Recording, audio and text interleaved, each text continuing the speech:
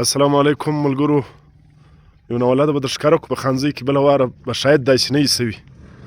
دغه د مین روډ له څنګه سر د صالح آباد کلی دی د خانوځۍ د دغه ځایګي ټرانسفارمر خالي کوکه پاته سوي د نورې مکمل شیان ځینې وړي دي. دغه له کمبې یې راکښته کړی دی.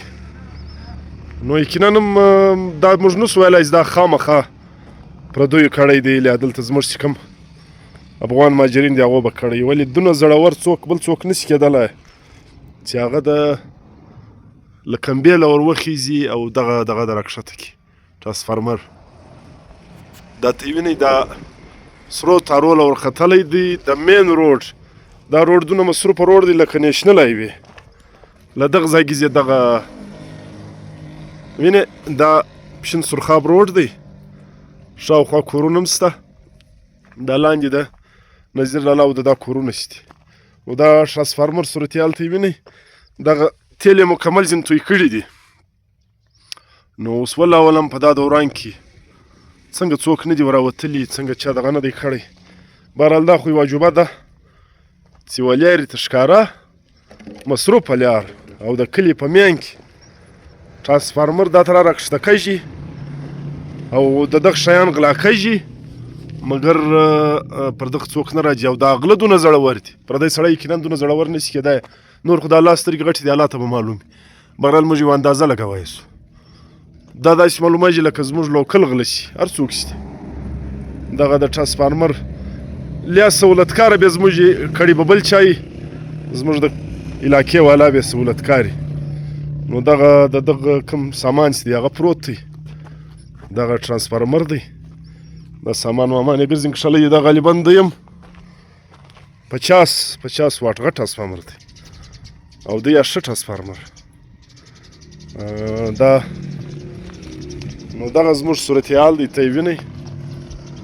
دا د خانوځۍ طرف تعلیم یافته پوره امنه علاقه کې دا ته راکیسې کوي.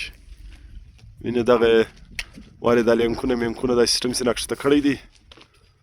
بیا دا ټرانسفارمر ښه په تسلي لکه کور چې ورته لګیا وي راکښته کړی دی. بیا دا سامان مامان ګرځي نوړی دی. دغه مین روډ دا ته یې وینئ مصروف روډ دی. دا ماخستن د شپې تر سهاره پورې پر دا روډ ټریفیک وي. ولې دلته ډېره آبادي ده. دغه بیا دا ګرلز میډل سکول دی.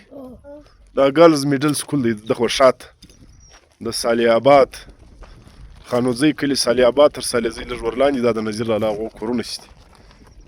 نو دغه ټرانسفارمر صورتحال موږ در ښکاره کړي.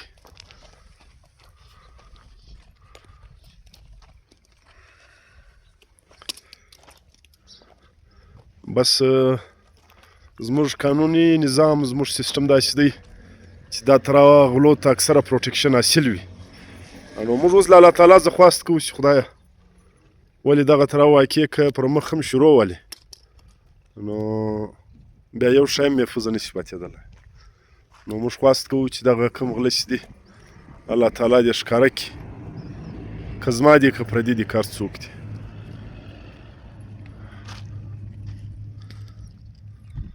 دغه دی ته یې وینئ دا ټرانسفارمر